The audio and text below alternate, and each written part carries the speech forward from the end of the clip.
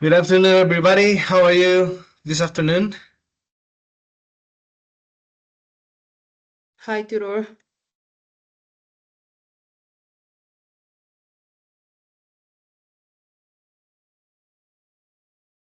Well, I'm glad to have you here for this class.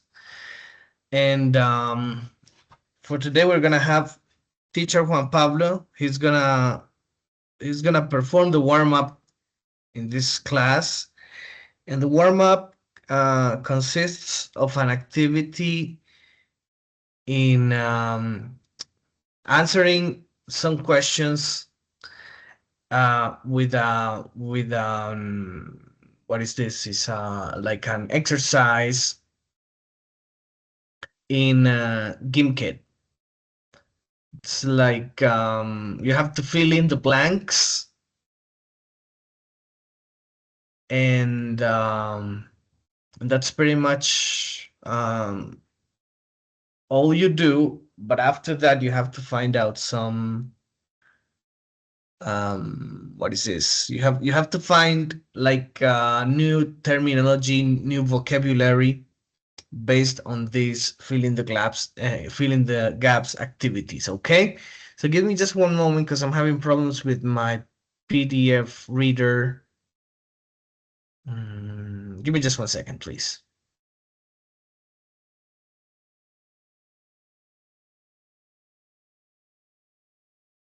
Actually, Juan Pablo, you want to start now with your presentation with the warm up? Yeah, no problem, teacher.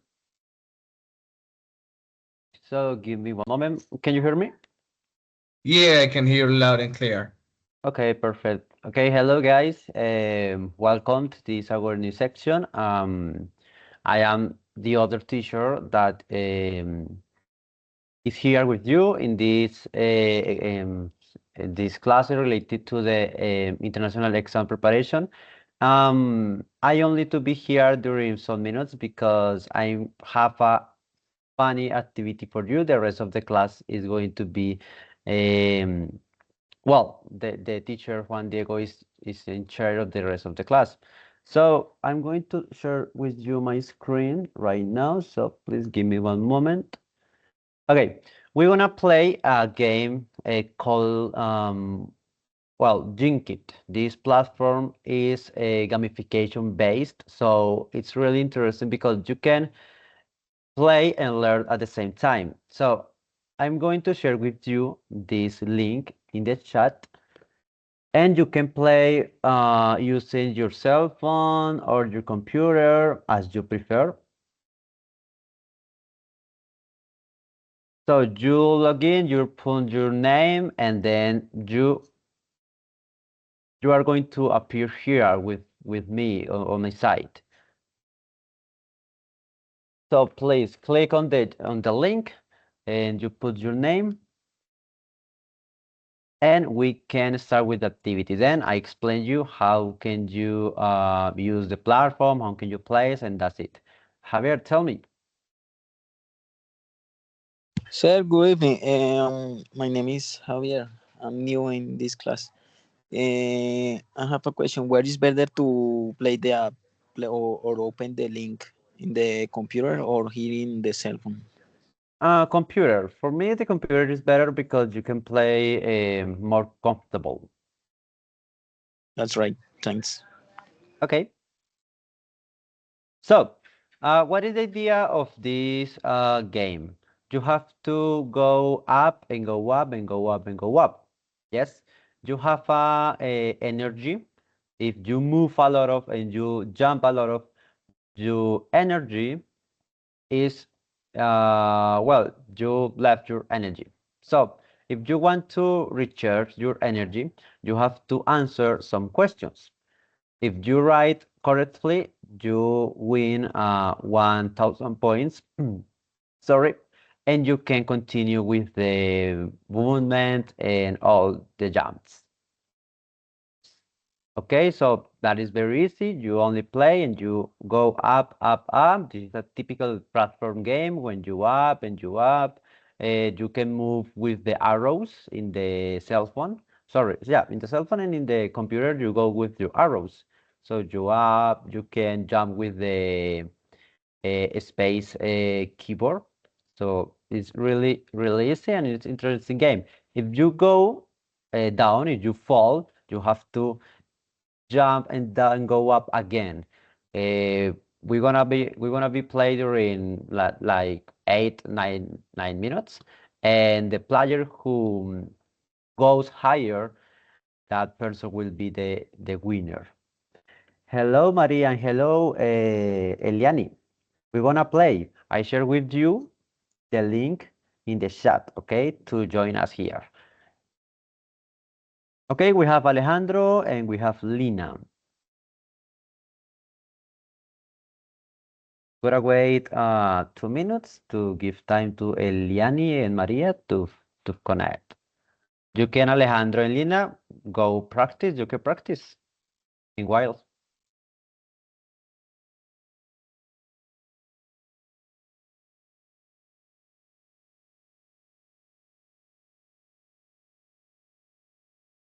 Remember, if you cannot move or jump, it's because your energy is zero. You have to recharge your energy given in the answer question buttons, and you answer correctly and you win energy, okay? So we have 1, 2, 3. When there is a teacher, hello teacher. Practice, teacher, practice. Maria, are you there? Can you Try play? my best here. I'm trying my best. Perfect, teacher. Oh, answer questions. How do I answer the question? Well, in this part, the energy has no limit. You can jump and jump and jump. Inside Oops. the game, you lost the energy. Okay, so I think that we can start. Eliani, are you there? Can you play or cannot?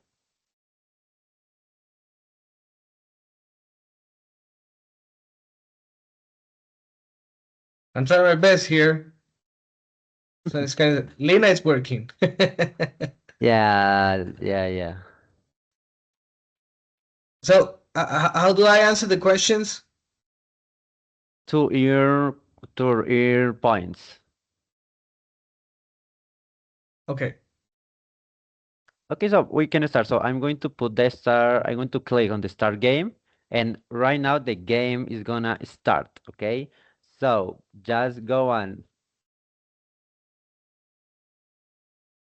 the right side. That's perfect.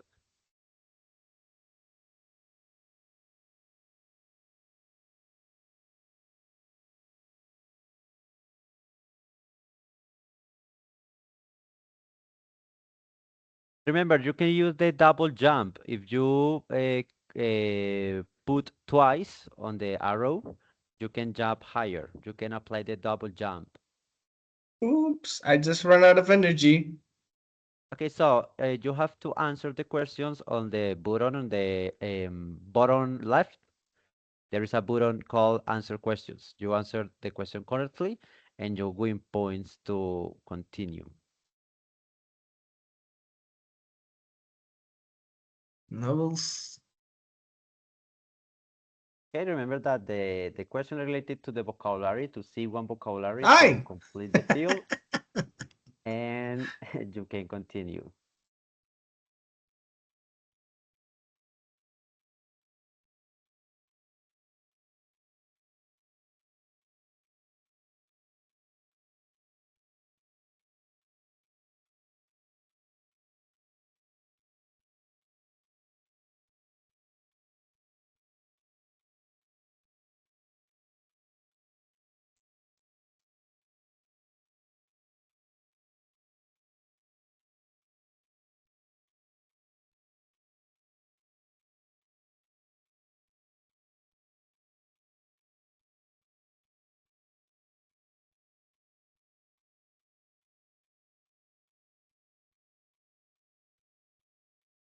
Okay, teacher is going. Open guys, Alejandro, Lina, go ahead. The teacher is winning. Okay, I'm going back. Okay, no, no, Lina, go back, run and jump. So go up, yeah, on the left.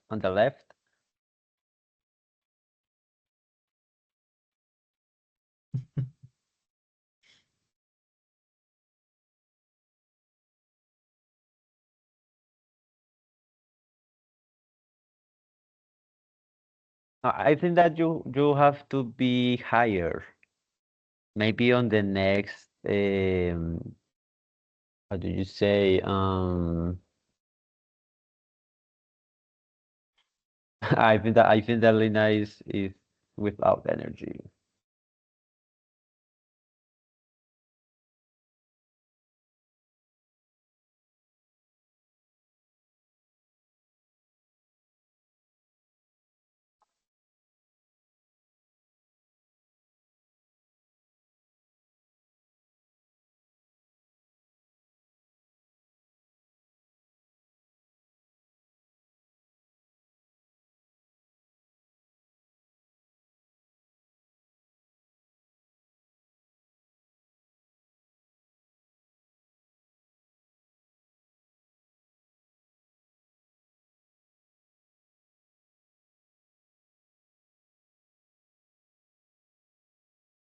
Vamos, Lina, you can do it. Si quieres, lo que te decía era como puedes ponerte más alto en el siguiente escalafón o en la plataforma superior y corres y saltas y ahí aplicas el doble salto.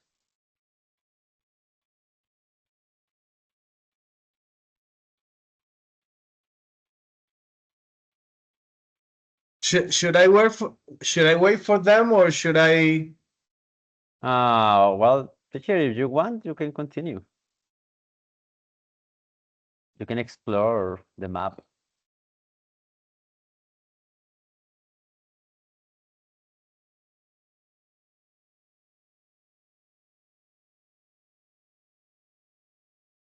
This is a very good activity. It's nice. I mean, it forces you to. Oh, Alejandro, ahí en ese salto mantén hacia la derecha oprimido, ¿listo? That's perfect. You can continue, Alejandro. Go ahead. Yes, teacher. The platform is interesting. Jinkit has different types of games. So there is one related to zombies, war, uh, recollect, sorry, collect different parts. Well, that is amazing. Double jump, Lina, double jump.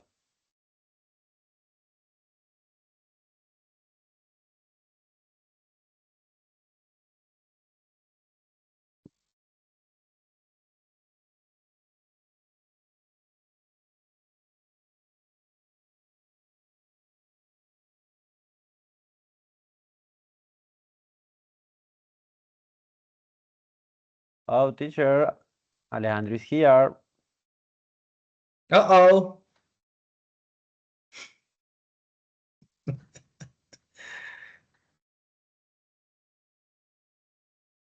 Come on, come on. Maybe he has Moving. no points.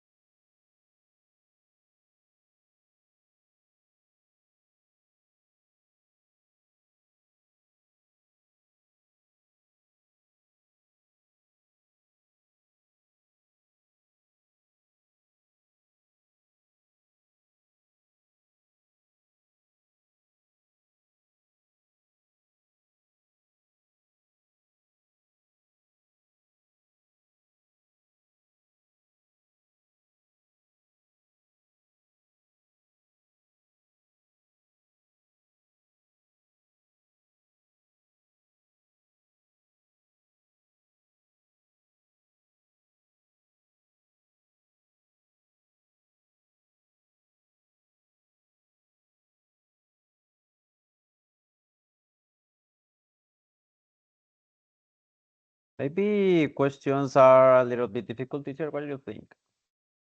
No, they're good. I mean, because if you don't understand the word, you just try to make sense out of it with the rest of the paragraph. Yeah, you're right.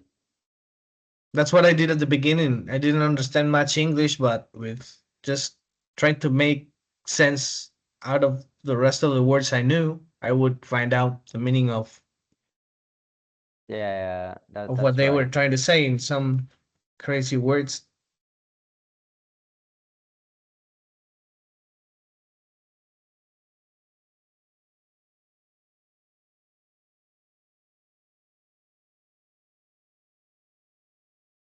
Lina, what happened, Lina? Oh, Lina is gone. Oh, okay, Alejandro. Okay, good, good. Keep calm.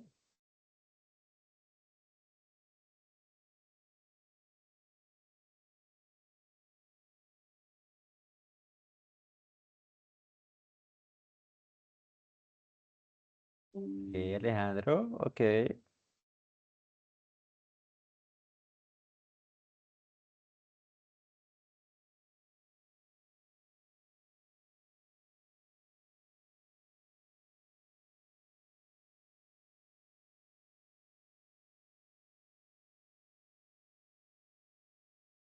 Oh, teacher.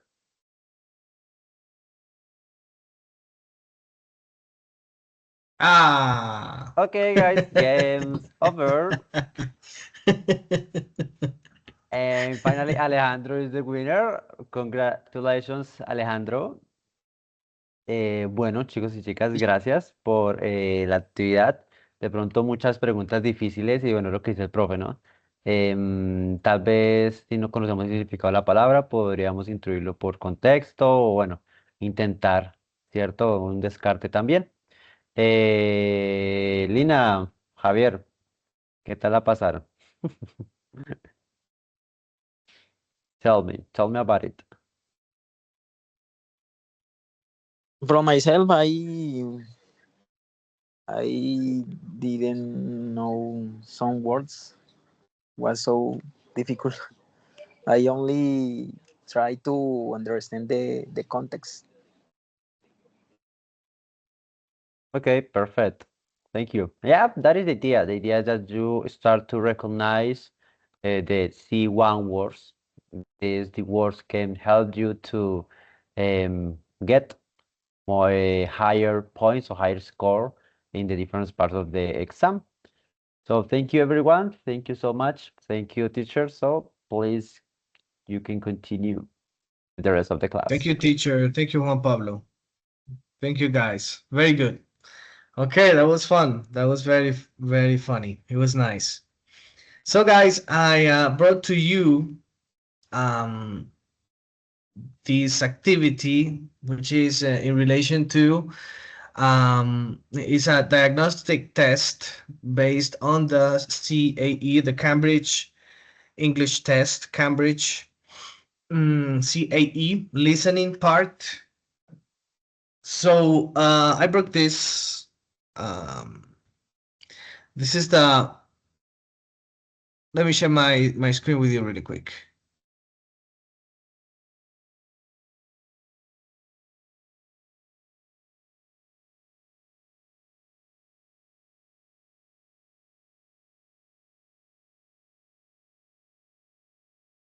All right. So here is the official page for the Cambridge test. So in order to acquire C1 Advanced, we have some steps here: the reading, the writing, the Teacher, listening, and the sorry, speaking. But you aren't yeah, sharing. You aren't sharing. We cannot see the screen. oh, you cannot see it? Yeah, Can you see it there? No? not yet. Okay, I'm sorry.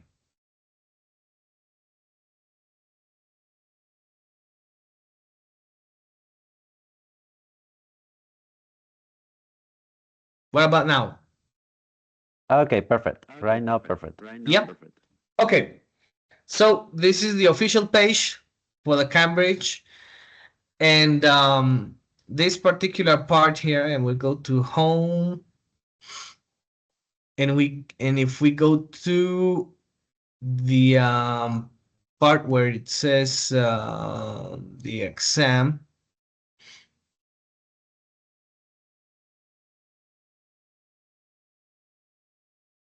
then we can navigate around there and find some stuff for that particular test. Okay, so but basically what we were looking for here was here Cambridge exams and tests C1 advanced exam format. That's the route in order to get here and to see what they are requiring us.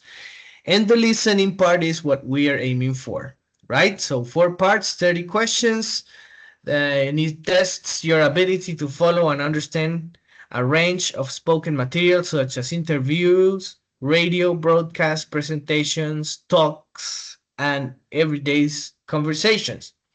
And all this is based on C1, as I mentioned before. Okay? All right.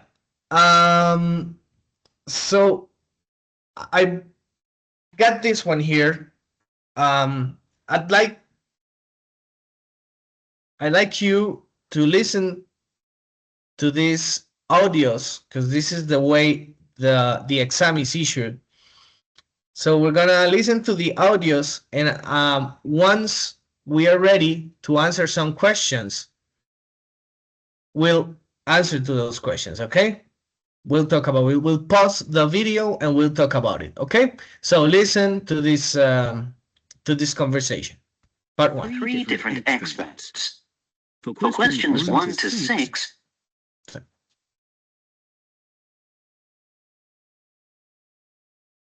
Test 1. Part 1. You will Teacher, hear 3 I think different that extracts. you have to For questions mute 1 to yourself Oh, yeah. because I'm we sorry. can sound double. Yeah.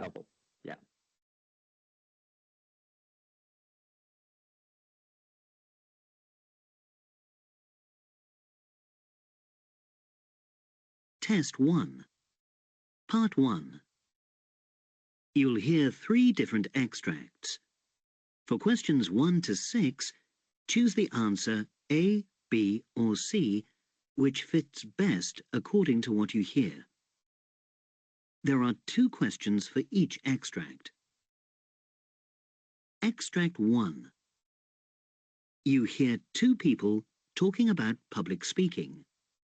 Now look at questions 1 and 2.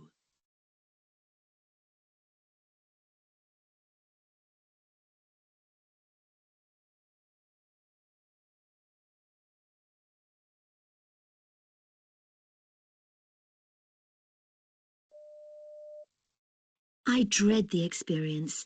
It's the anticipation that gets me. Once I start, I'm usually okay, but beforehand I panic. I think that my mind will go blank and everyone will stare at me. This happened once. I was trying to speak and listen to my own voice at the same time, but all I could hear was silence. I seemed to have forgotten how to speak, and I felt my face go red. I fumbled for my notes and simply read out the rest of the speech. Well, fear of public speaking, or what is called pre-presentational anxiety, is normal. If you think about it, public speaking is not a natural thing to do. You don't want to humiliate yourself in front of people. But with preparation and practice, even the most stressed public speakers can conquer their fears. There are very few people who are quick, intelligent, and extrovert enough to just get up and deliver something spontaneously. If you're giving a speech, you must carefully plan what you're going to say. I find it also helps not to think of yourself the whole time. Once you shift the focus onto the people you are speaking to, you feel the pressure lift.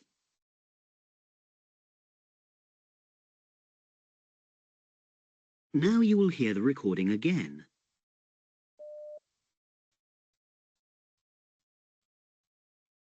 Okay, guys. Before we hear the recording, do you have any idea? Any of you already have any idea what are the correct answers for 1 and 2 questions?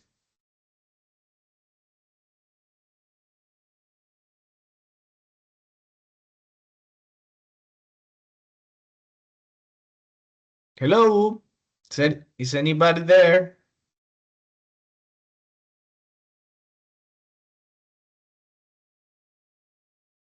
No, Teacher, no, maybe the first one, the overconfidence. Overconfidence? Yes, What teacher. do you think? What do you think, guys? So Lina says, right? Lina says that is overconfident, the A, right? Yes, I. Okay. What do you think about you guys? What about Javier? Which one do you mm, think would be the correct answer for number 1 and number 2 questions? I don't have an exactly answer for that, but I You don't have an understood that. exact answer. Yeah, It's okay, my friend. but I No understood problem. that she made something bad. So I think the the option number two, the letter B, I think embarrassed. Embarrassed. Okay. What do you think, Eliani? Do you think do you think A in number 1 is A, B, or C? Do you think any of your I'm not make sure. I'm not sure. I just got. All No, I right, didn't. it doesn't matter. Let's listen to, because you have 2 chances to hear these audios, okay? So at the first time, yeah, okay, I didn't pay attention that much, but I'm pay attention the next one. So let's do it. Let's pay attention to it again. I'm gonna silence my microphone.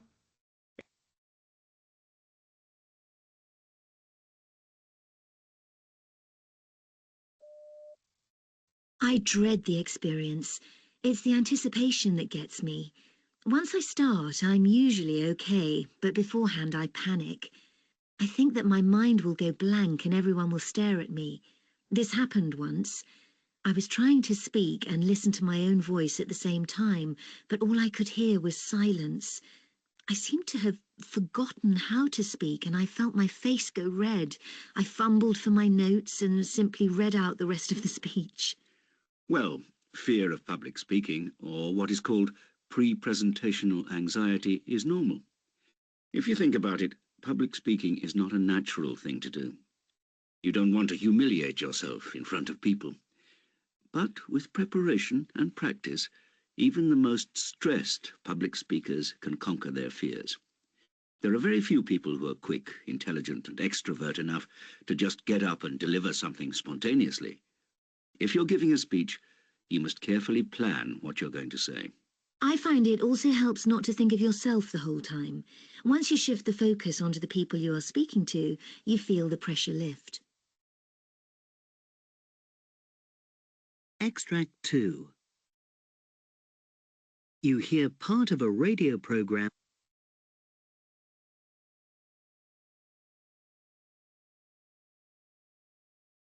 Okay.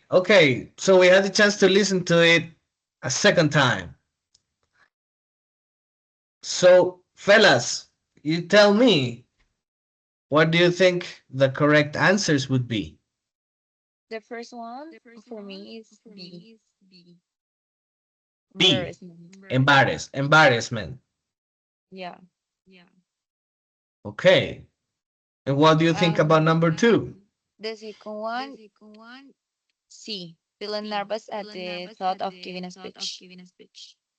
That is correct. That is correct, because they've been talking about the personal problems they have while communicating and the nervousness and everything. So embarrassment is the feeling, and in the second one, the big problem is feeling nervous, which is basically the same thing. Very good, very good.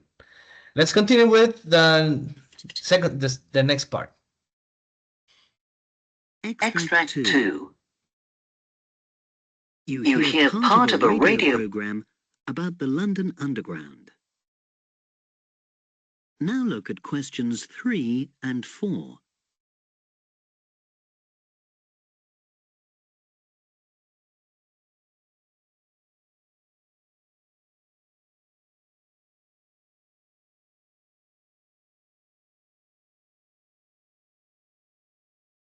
As part of a huge publicity drive in the 1920s and 1930s, London Transport launched a poster campaign to persuade people to move into the suburbs and to make use of the rapidly expanding underground network. Tell us about that, Zoe. Well, the posters were used to encourage people to live in and enjoy the quiet and domestic life of the suburbs and travel into London for work and leisure.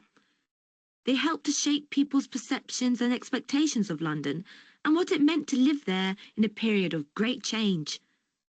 As well as persuading people to move out to the suburbs, there was a drive for people to make use of the city at a time when the leisure industry was expanding. What kind of things did these posters show? Well, despite the fact that many women worked in the 1920s and 1930s, the posters depicted a domestic ideal, with pictures of women playing with their children in the park and preparing meals for their husband's return. More and more people were becoming middle class, and part of this ideal was that the husband would go to work and the wife would stay at home, even though this was not the case for many families.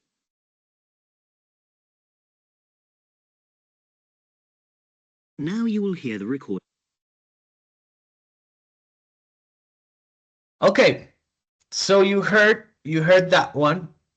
There are key points here because at the very beginning, he was talking about things like, yeah, he was mentioning the underground. Do you know, guys, the underground? What the underground is?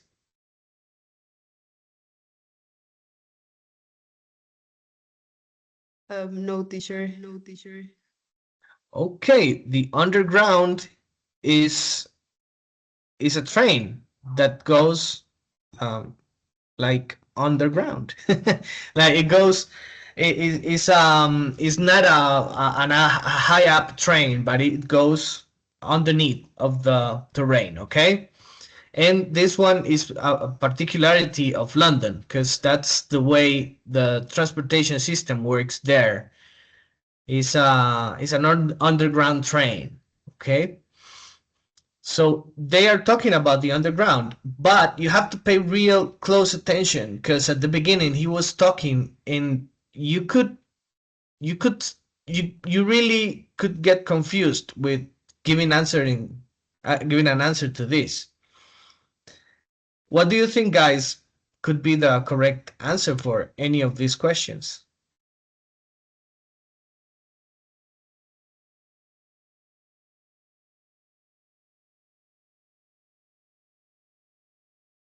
According to the audio.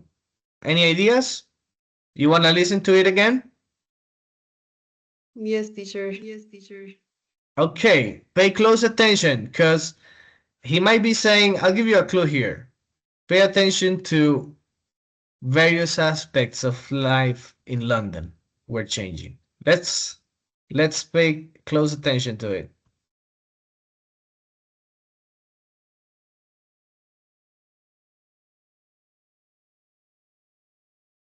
Again.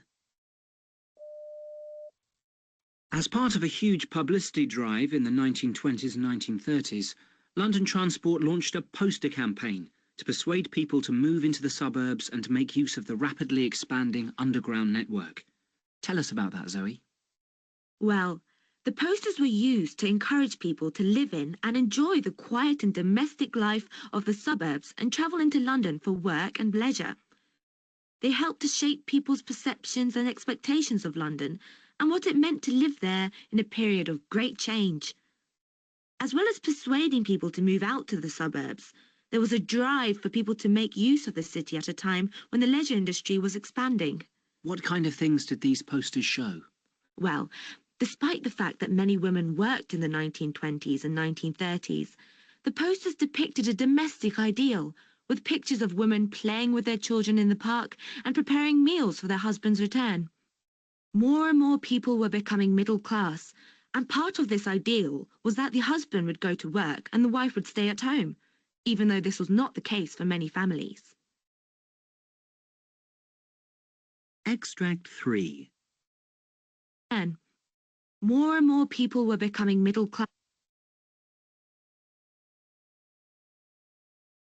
All right, all right. What did you get out of that one? For me, the third one is B. Many people were reluctant to travel on the underground. So you say is many people were reluctant to travel on the underground. Okay. What do you have to say, guys, about this one, about this one? And number four, uh, B. It contrasted with real life for many people. Okay. Okay, so what do you think? The rest of the class, what do you think about the answers? Are they okay? I think I agree with Eliani about the fourth question. I think is B. And the third one, I think is the A. Yeah, that's correct. And I'll tell you why.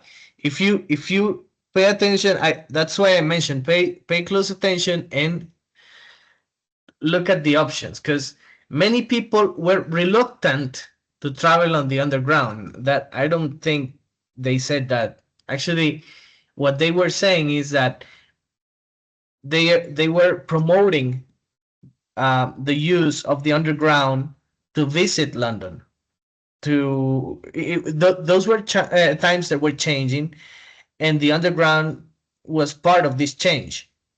So if you this one is definitely not because they were not reluctant to use the underground. Actually, they love it. The use of posters for advertising, yeah, but definitely the answer if you take these two out of the equation, definitely this one is the most close answer to the audio. Okay, so various aspects of life in London were changing. The use of posters, yeah, I mean they mentioned use of posters, but that was not exactly what they were talking about. The poster campaign came at the time when the use of posters. No, well, that doesn't make sense. You have to make sense out of the answer, and you'll find out the correct answer. Let's see. Number 4 says, "What does so say about the content of the posters?" So definitely the answer here is B because it contrasted with real life for many people. Yeah, they were depicting that. It only appeared on certain type of no that you see. I mean, this doesn't make sense. It doesn't make sense. And this one, it influenced the lifestyle of some people.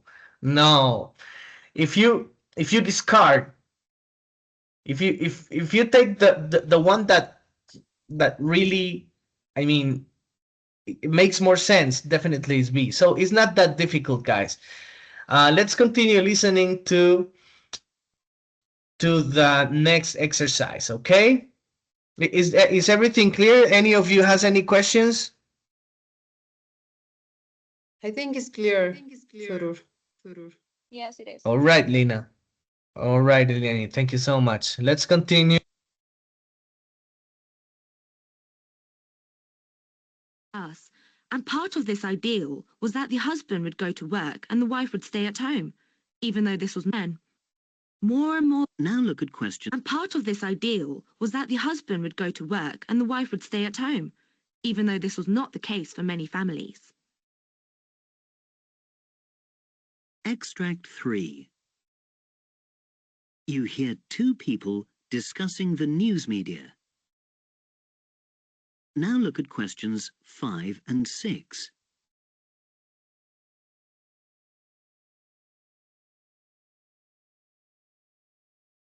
So, guys, this is the time when you have the chance to read, and you have to be like, you have a time time span where you have the chance to read really careful the question and the options, the options to answer that question. So when you do that reading, be expedite. I mean, be as quick as you can. Try to understand to get as much as you can out of that one. So what about if we read those questions aloud? Mm, what about if Jessica, can you would you read for us this couple questions, please? Number 5 with the options and number 6 with the options. Could you read it for us aloud? Sure. I can read it. In extra three, you heard two people discussing the news media. 5. What opinion does the man express about the news media? A. It doesn't serve its reputation. B. It has become more influential. C. It's a standard half reason.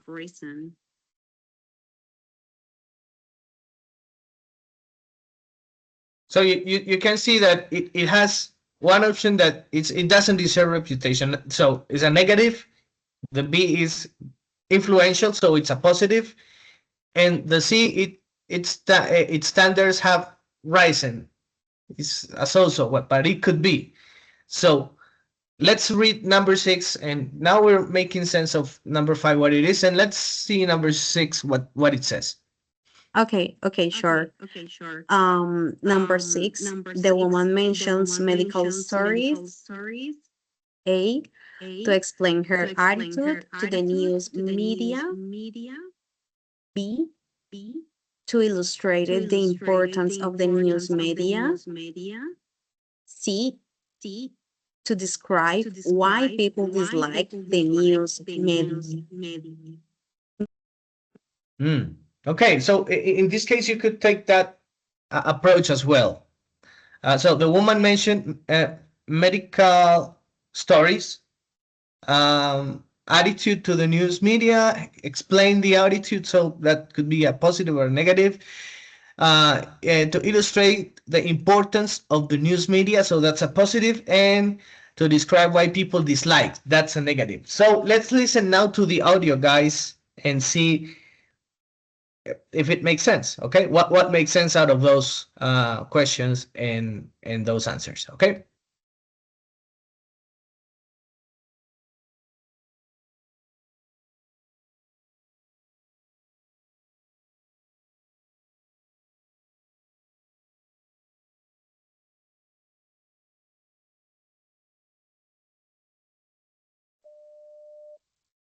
Of course, the cliche is don't believe everything you read in the papers. And I guess there's some truth in that.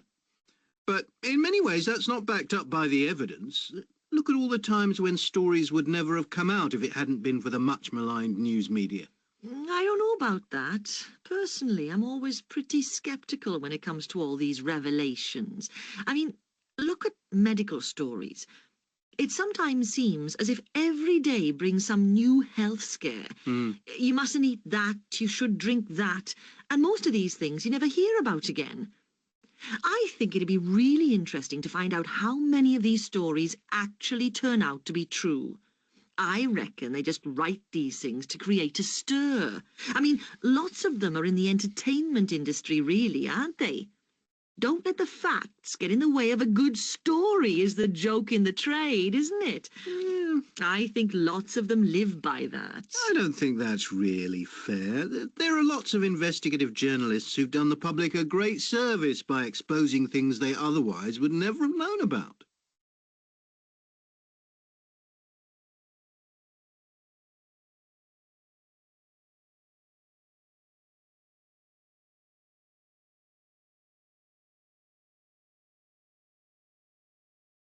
Okay. Any of you have figured out what the possible choices are in these 2 questions? Did the tips work out a little bit for understanding a little bit better how it works?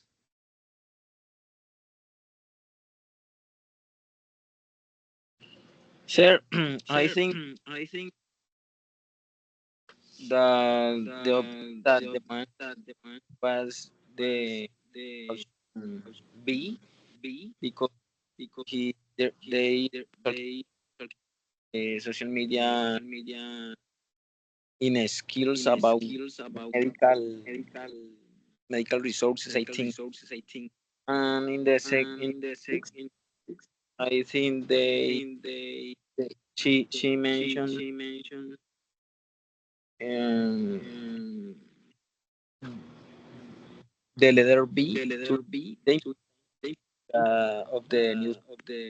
Is in this case in medical.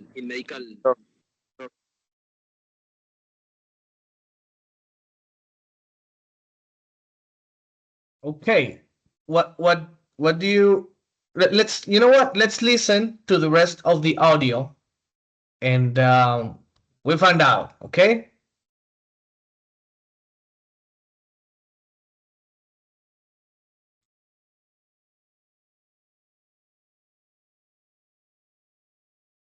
Now you will hear the recording again. Of course, the cliche is don't believe everything you read in the papers. And I guess there's some truth in that. But in many ways, that's not backed up by the evidence. Look at all the times when stories would never have come out if it hadn't been for the much maligned news media. I don't know about that. Personally, I'm always pretty skeptical when it comes to all these revelations. I mean, look at medical stories. It sometimes seems as if every day brings some new health scare. You mustn't eat that, you should drink that, and most of these things you never hear about again. I think it'd be really interesting to find out how many of these stories actually turn out to be true. I reckon they just write these things to create a stir. I mean, lots of them are in the entertainment industry, really, aren't they? Don't let the facts get in the way of a good story is the joke in the trade, isn't it? I think lots of them live by that. I don't think that's really fair. There are lots of investigative journalists who've done the public a great service by exposing things they otherwise would never have known about. That is the end of part 1.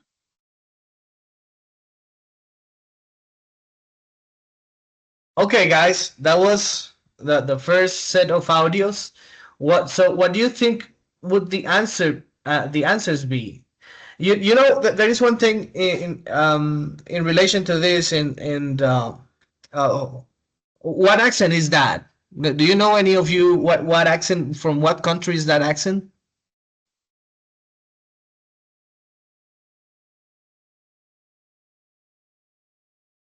I'm gonna British post that. accent. That's correct. That is British accent, and it's tough. It's really tough. That's yeah. Well, of course, that's British.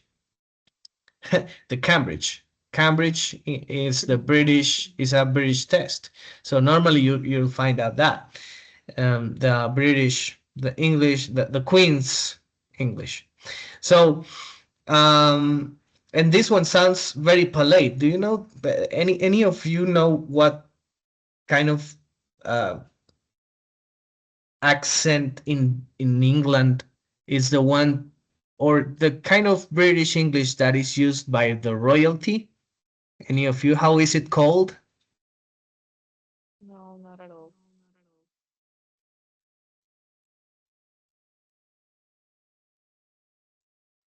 Any of you? No, no clues. Nothing, sir. Okay. Before we proceed to the answers and to the and to the next part of the test, I'm gonna show you something here. Posh accent. Do you know what posh accent is? Let me show you this really quick. It's just 5 minutes, just to change a little bit the dynamic mm, of this lesson, because this lesson is tough. I mean, I know this English is not as easy as we might be used to, because it's English from um, Great Britain, from England. It uses posh accent, which is it makes it even harder, and it's a test for C1. So we have all these conditions here that make this class complicated, and this test makes it even a little complicated, but that's what we're aiming for, and we are supposed to do it. We have to do it. So when you speak Spanish, cuando ustedes hablan español, muchachos, y ven una película en español doblada por españoles, o de pronto algunos de ustedes ha tenido el chance de hablar con una persona de España, ustedes se dan cuenta de que algunas veces uno no les entiende algunas cosas, ¿cierto? Pero eso apenas algunas cosas, porque uno en realidad sí puede establecer una conversación con esa persona. Lo que estas personas quieren en este test es eso, que nosotros, pues no es que entendamos todo el acento posh o el British English como tal, pero por lo menos que sí tengamos una idea de qué es el mensaje que nos están mandando. Y por eso es que aquí venimos y nos dan respuestas como, ¿cuál creen ustedes que es acá? Para mí era, It has become more influential. perdón, It has become more influential. has become more influential. And to in the number 6, which one you think it is? I think the letter C to describe why people dislike the news. No, I think it's the B, to illustrate the importance of the new media. News media. Well, si nos vamos, if we analyze this audio, the man, what opinion does the man express about the news media? It doesn't deserve its reputation, porque, porque él está criticándola, él está diciendo, no, que es que hay un cliché que, ¿sí me entiendes? He's criticizing. It has become more influential. No, he's criticizing. The opinion of the guys is criticizing. So, no es influyente para él. Él dice, no, es que le meten mucha amarillismo y todo. Its standards have risen. Tampoco. Y el otro dice, cuando la mujer interviene, when the woman interferes with the dialogue, she the woman mentions medical stories to explain her attitude to the news media, because that's the main text is talking about news media, and he doesn't believe in news media, so it doesn't deserve its reputation. And the woman mentions medical stories to explain her attitude. Porque aquí ella dice en la B, it illustrates the importance of the news media. Not really. Porque ella también ella no quiere mostrar la importancia, ella simplemente está poniéndolo como un ejemplo. And to describe why people dislike news media, it's not like that, because he's not actually saying people dislike it. No, he just doesn't believe in it. Entonces, it doesn't deserve its reputation. Ok, vamos a parar un momentico y les voy a mostrar este video. I'm gonna show you this video in relation to the posh accent, which is really nice and it's kind of funny. So pay attention to it.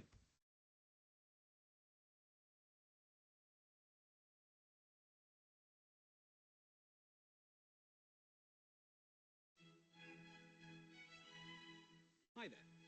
Good evening. Awfully nice to be here and that sort of thing.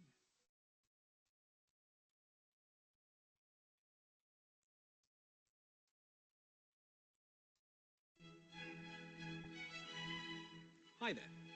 Good evening. Awfully nice to be here and that sort of thing. I'm sorry, who are you? I'm here to do the received pronunciation, the RP posh accent. Casi no se escucha, You teacher. must be mistaken. I'm here to do the RP accent. Oh, certainly we can work together. I don't mind if it's okay with you. Very well, if we must. Okay, well, I suppose I'll represent the more modern RP, basically people who wish to show a level of intelligence or class in their speech will generally speak as I do. And I suppose you'd represent the more archaic, old-fashioned RP? Old-fashioned? I should wash your mouth out with soap and water. Yes. Well, you should begin by telling them what RP is and is not. Okay, well, RP goes by many different names. Standard English, Oxford English, the Queen's English, BBC English. Well, it is true in the past BBC News reporters were expected to speak in a similar style to the Queen. They would speak very upper class. For example, Good evening. We interrupt this program to bring you a special news bulletin. The Germans have bombarded British shores from the air. Our American allies are here to lend a helping hand. Lovely. Thank you. Whereas today's BBC represents a more realistic range of British accents. Today, modern RP isn't exactly a very specific way of speaking. Think of Tom Hiddleston, Hugh Grant, Keira Knightley, Emma Watson, Stephen Fry. They're all on the spectrum of RP, but the way they speak isn't exactly identical to one another. The main idea of RP today is using good enunciation, a wide range of vocabulary, and just generally using the correct grammar. Unlike those bloody Kardashians who really leave a great deal to be desired in that department. They may have rather splendid rear ends, but bottom of the barrel, I'd say. Yes, well, I mean... I bet they sat at the rear of the class. What? In fact, I bet they were kept behind after school, eh? What? I should say. What? Yes, indeed. You finished? Sorry, yes. Indeed. Let's begin with the sounds. We'll show you the differences between the more modern RP and the older-fashioned upper RP. Modern RP is more just about proper enunciation, good full articulation of consonants, good pronunciation of consonants, especially T's, for example. Try not to use glottal T's wherever possible. For example, water, not water. Better, not better. However, when there's a T sound at the end of a word, sometimes we don't say it. For example, absolutely, definitely, United States. In regular RP, we use something called R-linking or R-joining. In a sentence such as this, India and China, India ends with an A sound. The next word begins with an A sound. So in regular RP, we'd join them with an R. For example, India and China. Whereas in upper RP, you wouldn't do that. India and China. One important thing to note is RP is non-rhotic, which means we don't pronounce the R sound. For example, in this word, Americans might pronounce it hard with an R sound, but in RP we don't. We pronounce it hard. One important thing to remember is in these words, the A is pronounced as an R. Class, task, ask, grass. Whereas in these words, the A sound is pronounced like an A. Man, can, hand. Maths. The sounds in more common English accents come from further back in the mouth, as Jason Statham pointed out in his video. Whereas in RP and upper RP, the sound comes from further forward in the mouth. The rule is this: the higher the level of RP, the posher the accent, the further forward in the mouth is where the sound will come from. In upper RP, the jaw will move as little as possible. Think Keira Knightley. She speaks with a very good posh accent, but she looks like a ventriloquist dummy when she speaks because her mouth barely moves. And that all adds to make her sound posher. So I think that's probably all we have time for, isn't it? You probably have to be somewhere? Yes, I've got to be going. In a bit of a rush. So, what happens now? Click here to view the next class. Goodbye.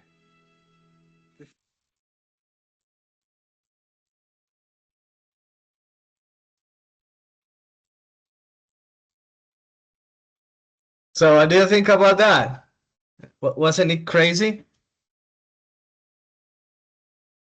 The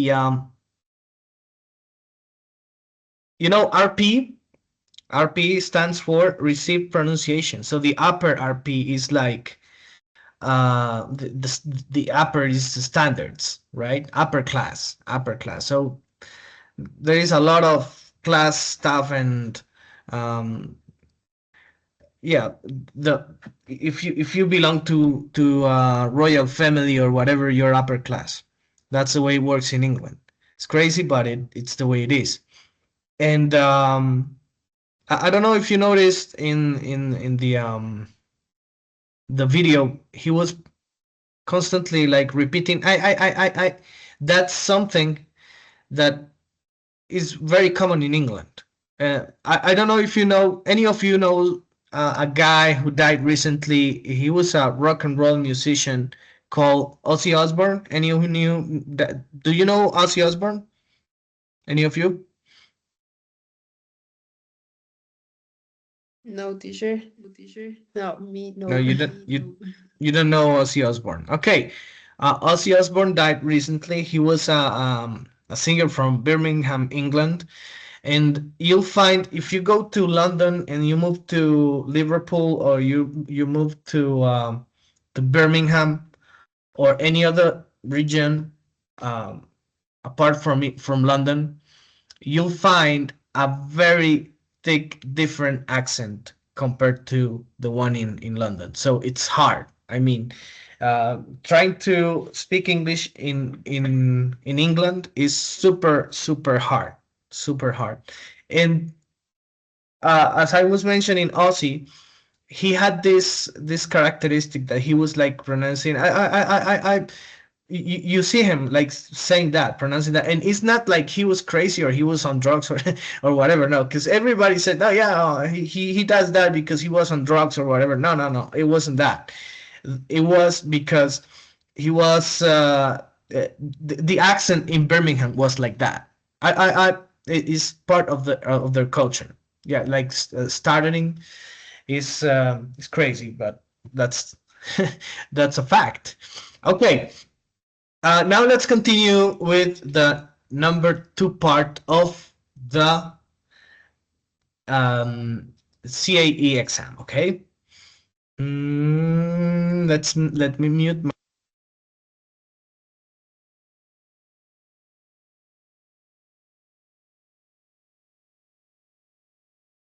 Teacher, sorry, your microphone is off.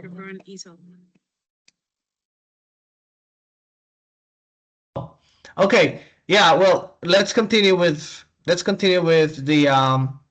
CAE test. Okay, with the Cambridge test. So the answers were A and A. Okay, you remember? You choose from the one that makes more sense. Okay, let's continue.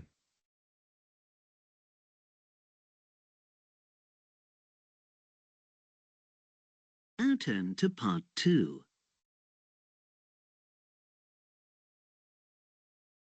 You'll hear part of a talk about the invention of the microwave oven.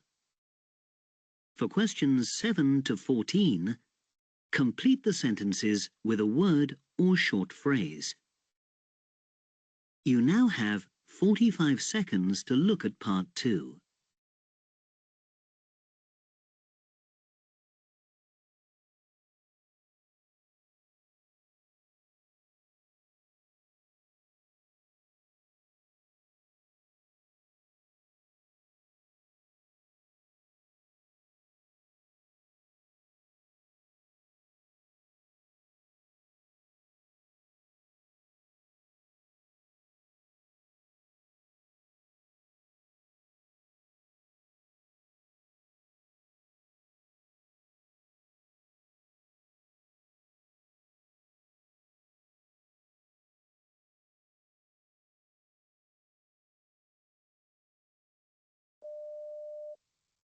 One day in spring 1945, physics engineer Percy Spencer was walking past a switched-on piece of radar equipment when he felt something sticky in his pocket.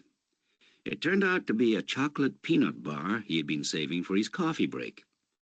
Intrigued, he set out to discover why it had suddenly melted. The equipment concerned was a magnetron tube, the heart of a radar set. Radar had been invented by the British in World War II to detect enemy aircraft at night using short waves or microwaves. But it wasn't until Spencer, an engineer at a small-time firm called Raytheon in Boston, U.S., worked out a way of mass-producing the tubes that radar made a real difference in the war. The day after the chocolate incident, Spencer sent a boy out to buy some popcorn. He placed the kernels near the magnetron tube. They immediately started popping round the lab. His next experiment was with an egg, which he put inside a kettle. Curious colleagues gathered round to watch it, quaking. One unlucky director bent down to take a closer look just at the moment the egg exploded.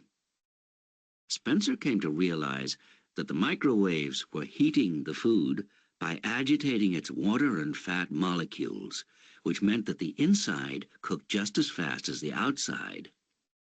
Raytheon engineers soon refined the idea. The first microwave, 5 foot 6 inches tall and weighing 750 pounds, was installed in a Boston restaurant for testing in 1946. The first commercial microwave hit the market the following year. It was named Radar Range, following a competition among Raytheon employees. Spencer and his colleagues confidently expected a cooking revolution. But the machine was primitive, enormous, and at $3,000 too expensive. All too soon, chefs realized its main drawback. Meat refused to brown, and food emerged limp and flabby. The company chairman chef quit in disgust because he was told to use the radar range. Not until the 1960s, when the first countertop microwave was produced, did sales at last begin to take off. The first model in 1967 was 100 volts and cost just under $500.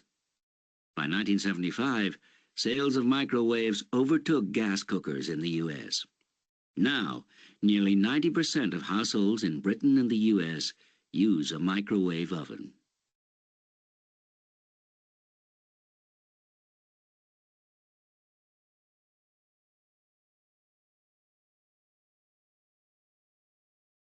So that was a little easier than the previous audios we had, right? The part one.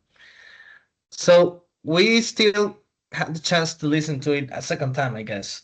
What do you think about this, guys? Any of you wants to read the first paragraph and try to answer?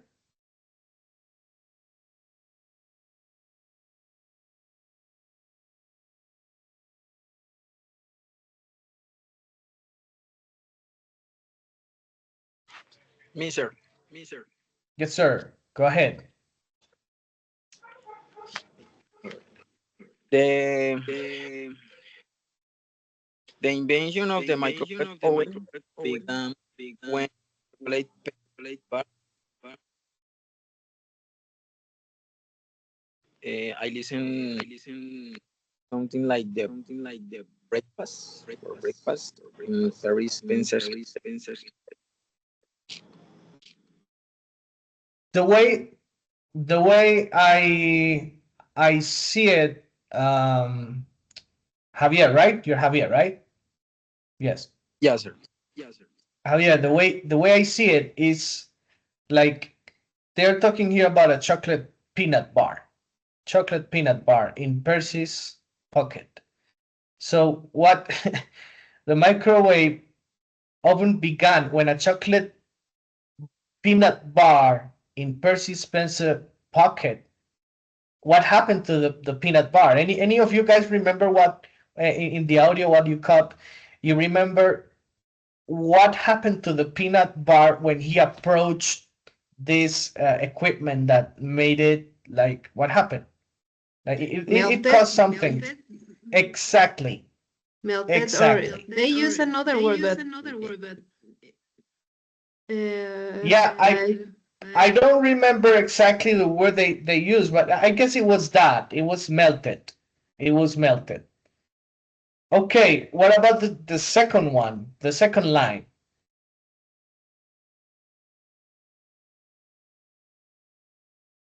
Do you want to read it?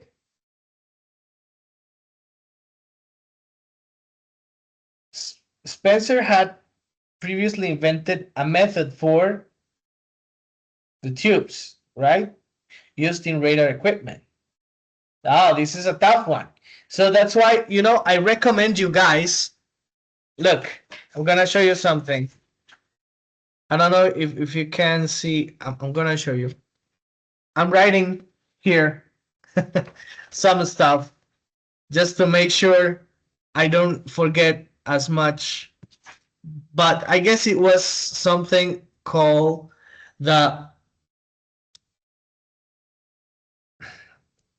I don't know if I'm right or wrong, but he mentioned something called the microwave tubes magnetron or something like that.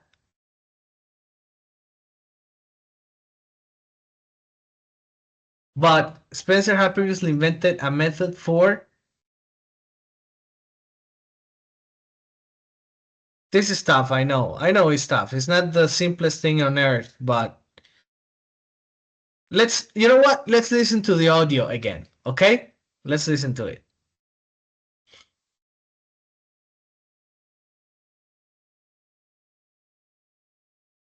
Now you will hear part two again.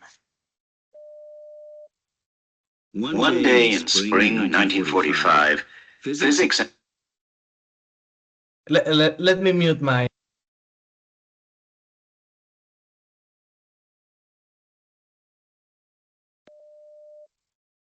One day in spring 1945, physics engineer Percy Spencer was walking past a switched-on piece of radar equipment when he felt something sticky in his pocket. It turned out to be a chocolate peanut bar he had been saving for his coffee break. Intrigued, he set out to discover why it had suddenly melted.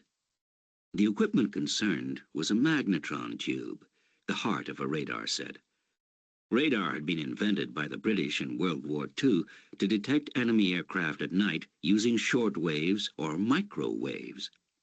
But it wasn't until Spencer, an engineer at a small-time firm called Raytheon in Boston, U.S., worked out a way of mass-producing the tubes that radar made a real difference in the war. The day after the chocolate incident, Spencer sent a boy out to buy some popcorn. He placed the kernels near the magnetron tube. They immediately started popping round the lab.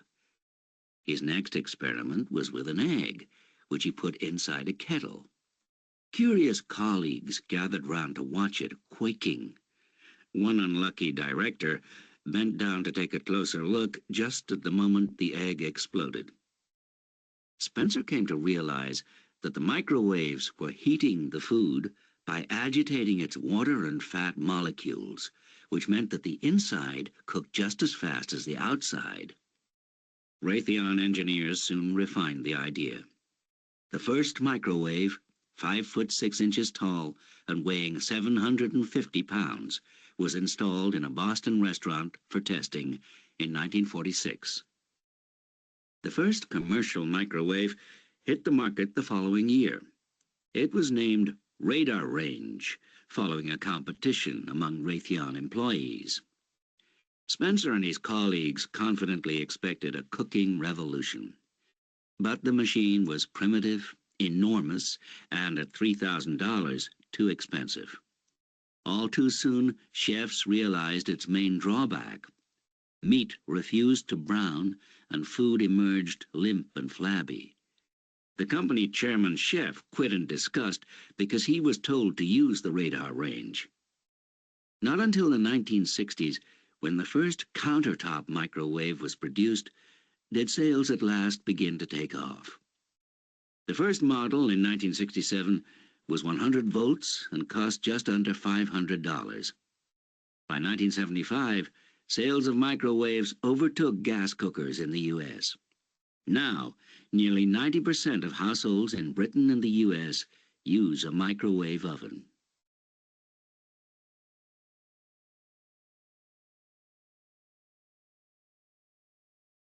All right. Let's try to make sense out of this one, fellas. So, okay. We already know that the first one was the invention of the microwave oven began when a chocolate peanut bar melted in Percy Spencer pocket, right?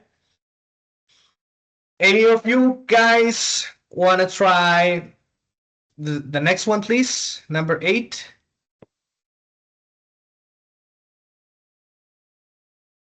Teacher, I think it Just was the word that you mentioned before.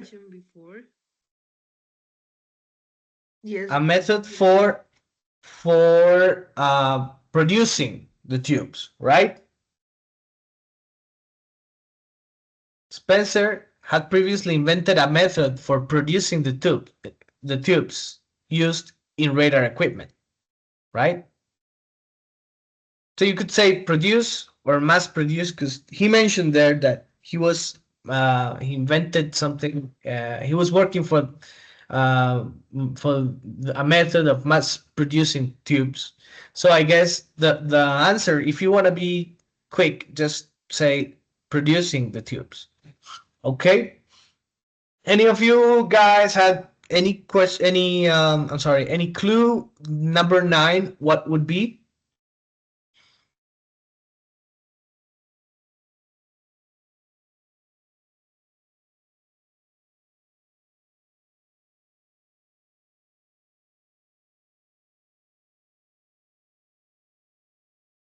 That was an easy one. That number 9 was an easy one. What he was trying? Remember the story, guys. What he was trying to cook. He saw someone with exactly. That's it. Spencer first experiment involved putting popcorn exactly near to some radar equipment. Very good. Popcorn. Okay, number 10. In his next experiment, an egg was put into a kettle and it what? What happened to the egg? You remember? Work it.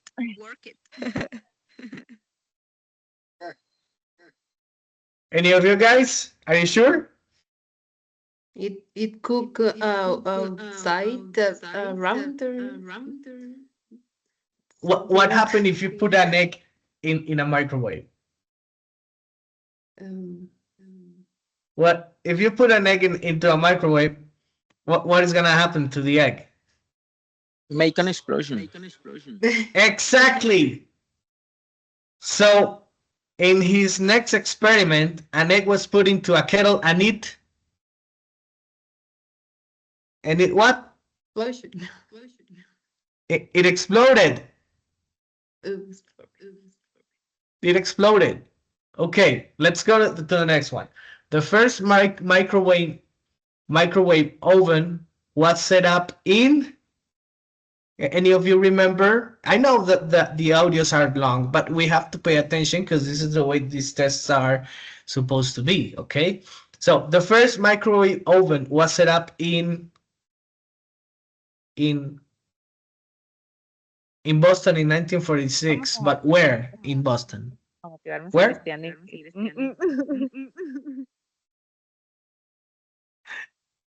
No. You remember? You remember the? No, you don't remember the audio. No. Okay, I guess it was a restaurant. It was a restaurant. The first microwave oven was set up in a restaurant in Boston in 1946. Okay. The first microwave oven got its name as a result of.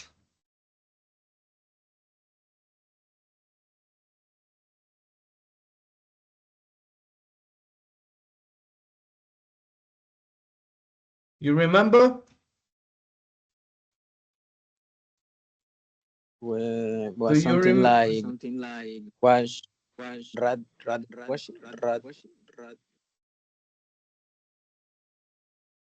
It was a competition. It was a competition. It was a competition between I guess two guys there. Let's you want to listen to it again? Let's see. Enormous and $3,000 too expensive. All too soon, chefs realized its main drawback. Meat refused to brown and food emerged limp and flabby. The company chairman's chef quit in disgust because he was told to use the radar range.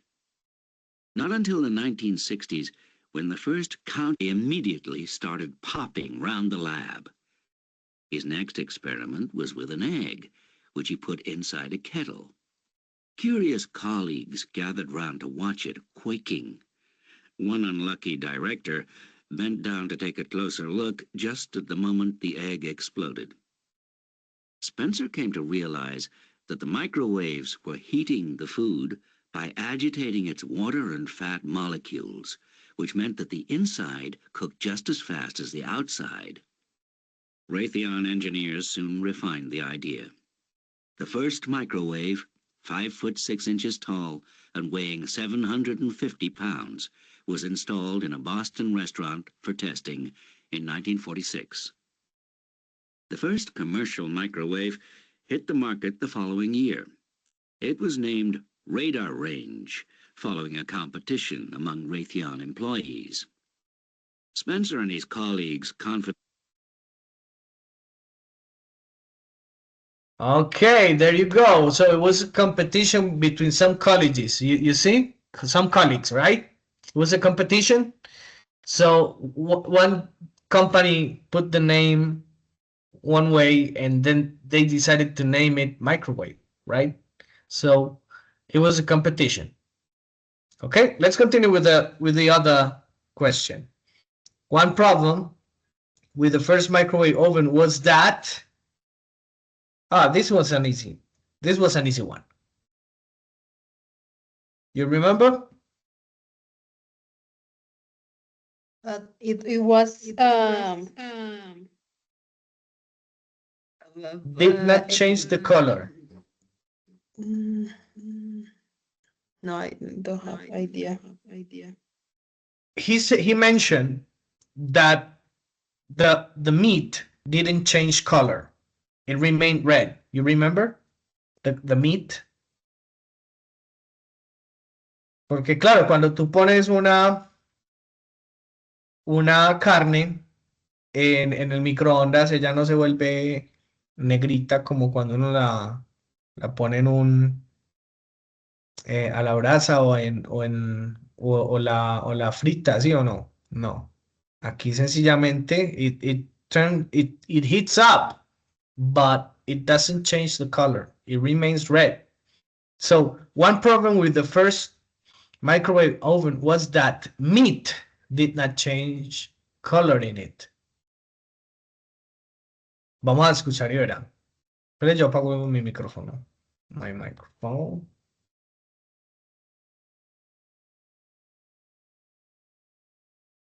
Expected a cooking revolution. But the machine was primitive, enormous, and at $3,000 too expensive. All too soon, chefs realized its main drawback. Meat refused to brown, and food emerged limp and flabby. The company chairman's chef quit in disgust because he was told to use the radar range. Not until the 1960s, when the first countertop microwave was produced, did sales at last begin to take off. The first model in 1967 was 100 volts and cost just under $500. By 1975, sales of microwaves overtook gas cookers in the U.S. Now, nearly 90% of households in Britain and the U.S. use a microwave oven.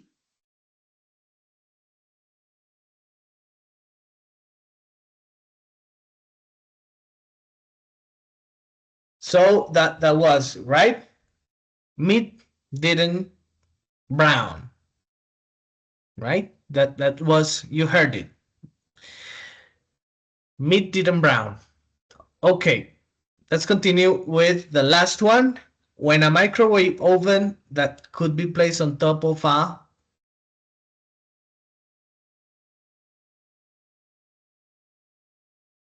was produced, sales began to rise. On a what? When a microwave oven that could be placed on top, you could place it by hand and put it on top of a what? A shelf or a counter. right? In this case, it's a counter, but you could say a shelf as well, and it's gonna work out for you, right? So if you put the microwave on a counter, when a microwave oven that could be placed on top of a counter was produced, sales began to rise. Did you get it, fellas? Did you? Yes, tutor.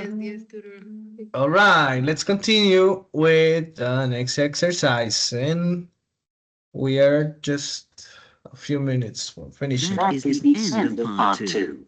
15 minutes. Now turn to part 3. You'll hear a radio interview with someone who has been having ballet lessons. For questions 15 to 20, choose the answer A, B, C, or D, which fits best according to what you hear. You now have 70 seconds to look at part 3.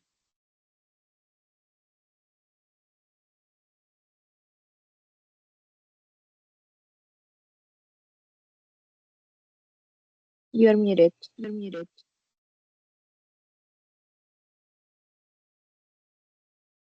Eliani, if you can, please read all the questions in part 3. I would appreciate it. Read it aloud, please. Okay. The word question? All of them. All of them. From All 15 of- to 20. Okay.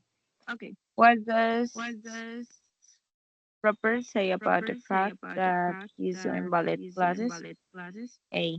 Other people have ridiculed him for it. B. He expects to be mocked for it.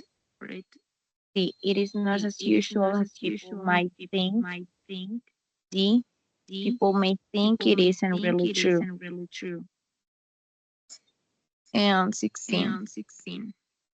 Robert says that before he started in ballet lessons. A. That began, he had been doing routine physical fitness training. B.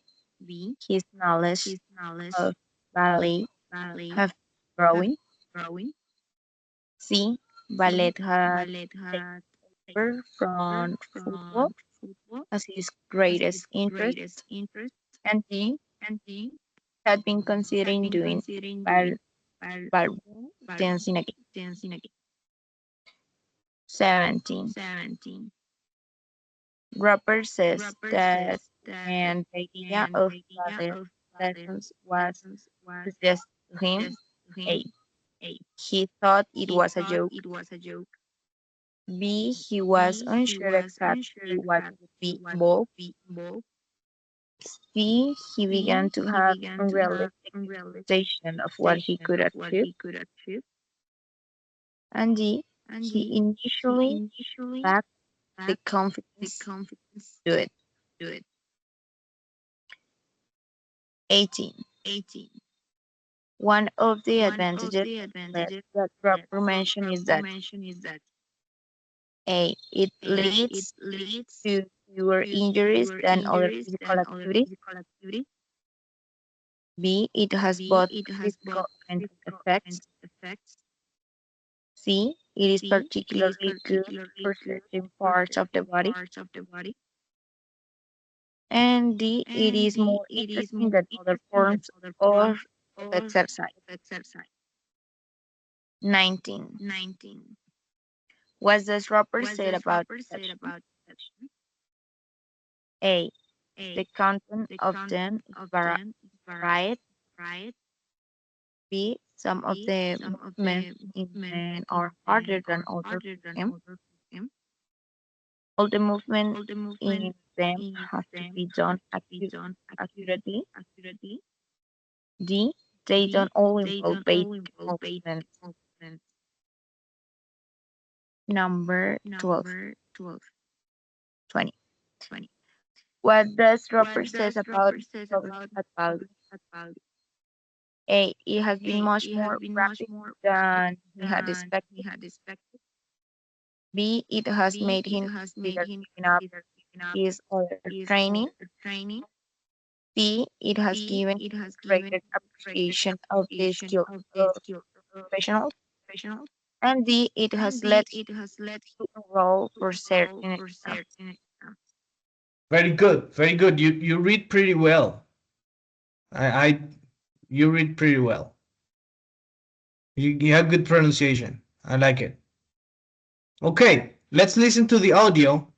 We're gonna listen just once. It doesn't matter if we make it right or wrong, because I really want to go to part 4 and finish it up. Okay, so let's listen one time. Let's try to answer the questions the best way we can, and then we move to part 4, and we'll finish the class. Let's listen then.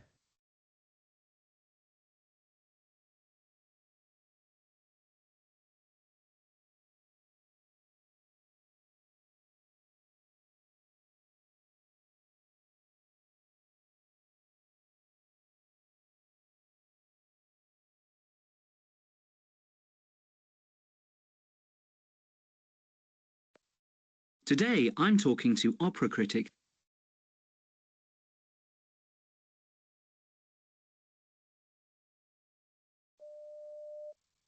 Today, I'm talking to opera critic Rupert Christensen, who is in his 40s and has recently started doing ballet classes. It's a pretty unusual thing to do, isn't it? Well, yes, but one consolation of growing old is that you cease to care what other people think of your views or activities. So here I am, coming out on the radio as probably the only balding middle-aged man on the entire planet to take up ballet lessons. Go on, snigger. I'm not laughing, I'm just interested. Tell me, how did it all start? Well, I have long been an infatuated ballet fan. The way most men think about their football team, I think about the Royal Ballet Company. They're my team, and I follow their every move with nerdy fascination. Recently, I've become increasingly frustrated at my lack of technical knowledge, but the thought of having a bash myself hadn't crossed my mind since a schoolboy attempt at ballroom dancing culminated in disaster.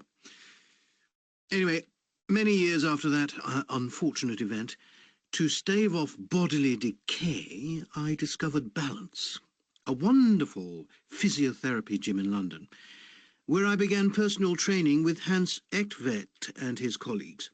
Hans nobly takes me through the necessary boring stuff, weights, pull-ups, crunches, and his patience and good humour make it endurable and almost enjoyable.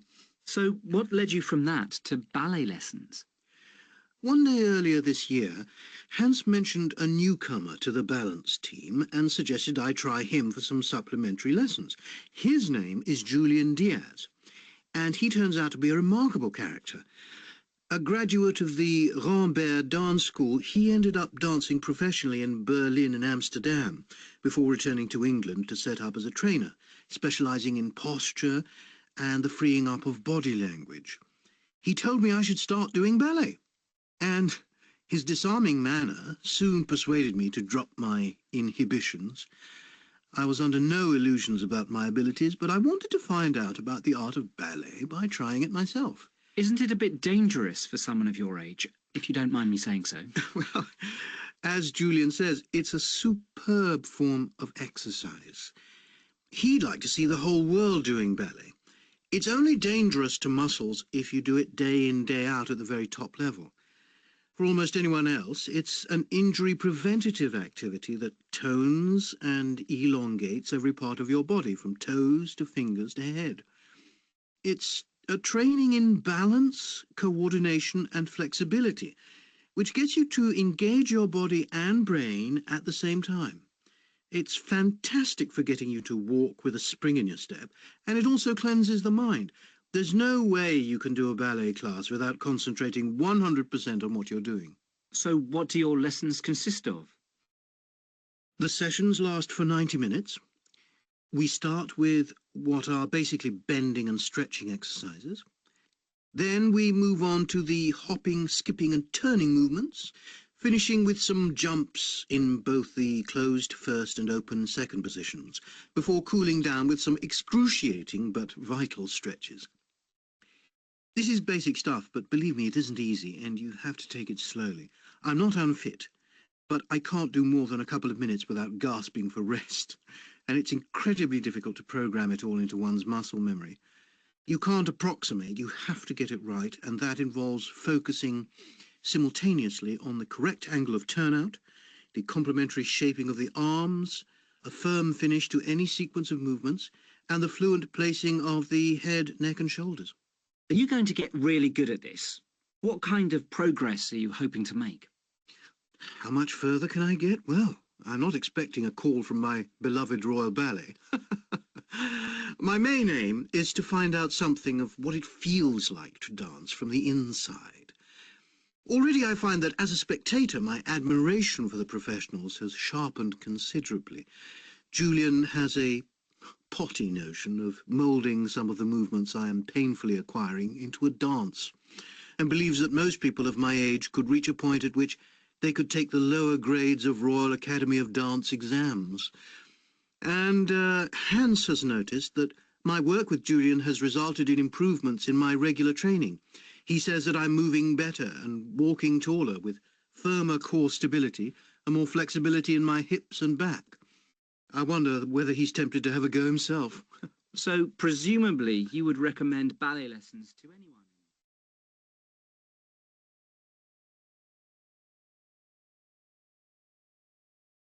Okay, guys, you heard it. It's a lot of stuff, but I'll give you a trick. I'll give you a trick. I want you, each of you, read 2 questions and give the one you think is the most logical. Don't base it too much in what you heard. But if you cut it from what you heard, is good. But try to figure out of this one which makes sense as the most, yeah, the one that has more common sense. The answer that has more common sense. Okay, let's start with Javier, please. Read the question, options. Yeah. And give the answer. Yeah, just, read the question and choose the one you think is the most logical, the one that makes more sense.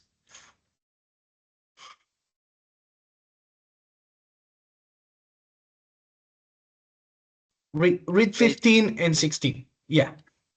Okay, sir. So what does Robert say about the fact that he is doing ballet class?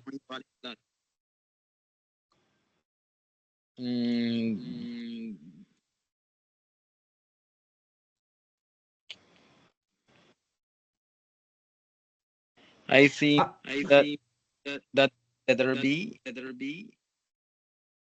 People may think it isn't really true. Well, that could be one, but I actually was reading this before listening, and man, I don't know why I choose this one, because it's not normal seeing a guy dancing ballet, right?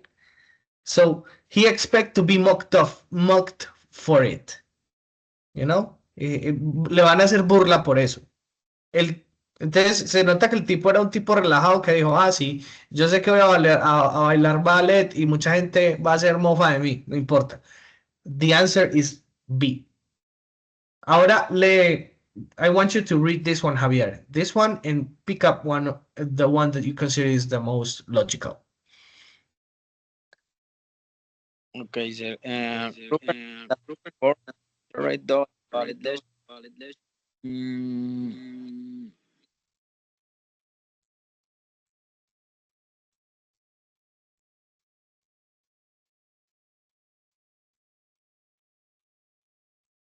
I think that the letter D being considered done. Yeah, I actually thought it was that one because I heard he started doing, he had some incident in a ballroom when at school or something like that.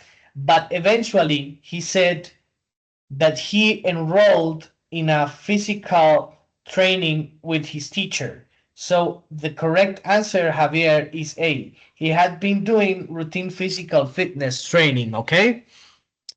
But anyways, we're here to learn, okay? Thank you so much, my friend. Thank you. Lina, I want I want you please to read the next two questions, 17 and 18, please, and try to make sense out of it. Okay, Rupert says that when the idea of ballet lesson was suggested to him, I think that one is he was unsure exactly what would be involved. Yeah, that will actually make sense as well. But the correct answer in this case is he initially lacked the confidence to do it. He lacked the confidence. He mentioned it around there in the audio, but in actually when I read this one, when I was reading at the beginning without listening to the audio, I said, "Man, I don't know why this one makes sense." Because you don't say he thought it was a joke. No, he wasn't sure exactly what would be involved. Yeah, that would be another. But if you think of him as a ballet dancer, you'll be thinking about him like, yeah, I wasn't sure about how good I was performing or how good I would be performing. Okay, so the correct answer in this case is he initially lacked the confidence to do it. Okay, 17. Now read 18, please. One of the advantages of ballet that Rupert mentions is that it has both physical and mental effects. Very B. good. That's the correct answer. That's the correct answer. Correct. All right, now let's go with Mrs. Eliani, please. Next two questions, please.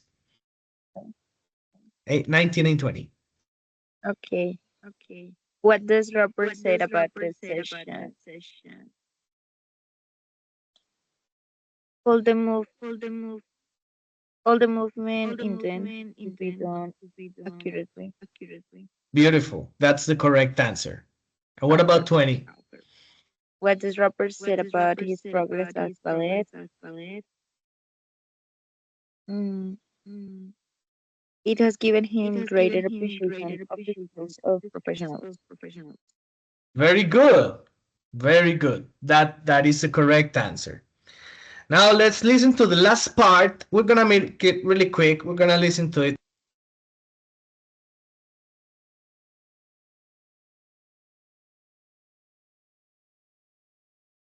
I'm just interested. Tell them dancing. It's my main aim. Now, for questions 21 to 25, choose from the list A to H the description each speaker gives of the person. Now look at task 2. For questions 26 to 30, choose from the list A to H the feeling each speaker expresses about the person. While you listen, you must complete both tasks.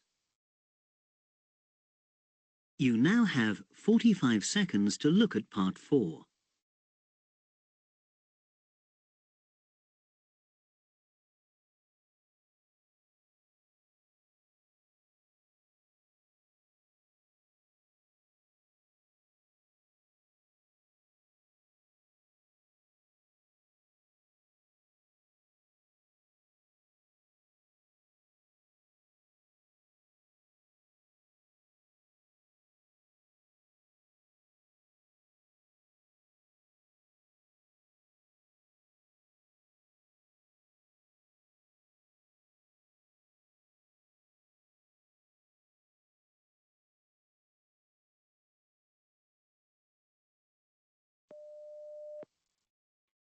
Speaker 1. I know people say he thinks a lot of himself, and, well, they've got a point. He certainly isn't what you'd call modest. He'll be the first one to tell you how brilliant he is and how hard he's worked, and you certainly couldn't accuse him of lacking confidence. Quite frankly, a lot of people think he's an absolute pain and steer clear of him because he's always going on about himself. Anything you've done, he can top it. But the fact is, I know another side of him, the kind side that means he'll do anything for a friend. And he's done me a lot of big favours, so I stand by him. When other people have a go at him, I always defend him.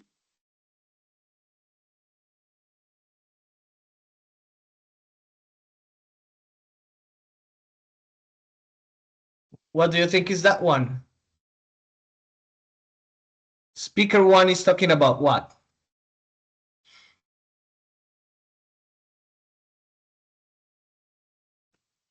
Maybe the letter F. Cruel? Could be. It's not Yeah. bad, right? Could be. Any of you has any other suggestion?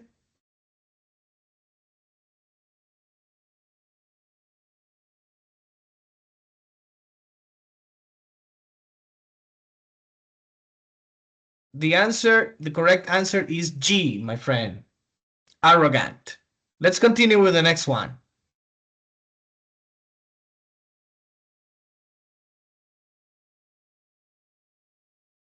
Speaker 2. She's certainly had a lot of knocks in her life, but she keeps bouncing back. She's definitely what you'd call resilient, and all these terrible things that have happened, she just seems to take them in her stride and hardly talks about them.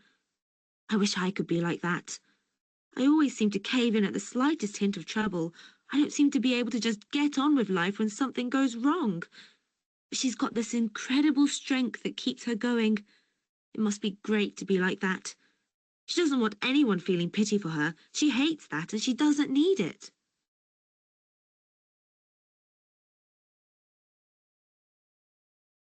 That was an easy one. Any of you? Speaker 2? Maybe D. Which one? Yeah. D. D? Correct. I think is C. Tough. Tough es una persona que es fuerte. Es una persona fuerte. Tough. It's tough, okay? Let's continue with... Miren, vamos a hacer este de acá. Este de acá es igualito. Este de acá es igualito. Entonces este no lo vamos a hacer. Vamos a hacer solamente este. Terminémoslo y ya terminamos la clase. ¿Listo, chicos? Vamos a hacerlo rapidito para yo dejarlos ir, que yo sé que hoy es viernes, hoy es sábado y ya.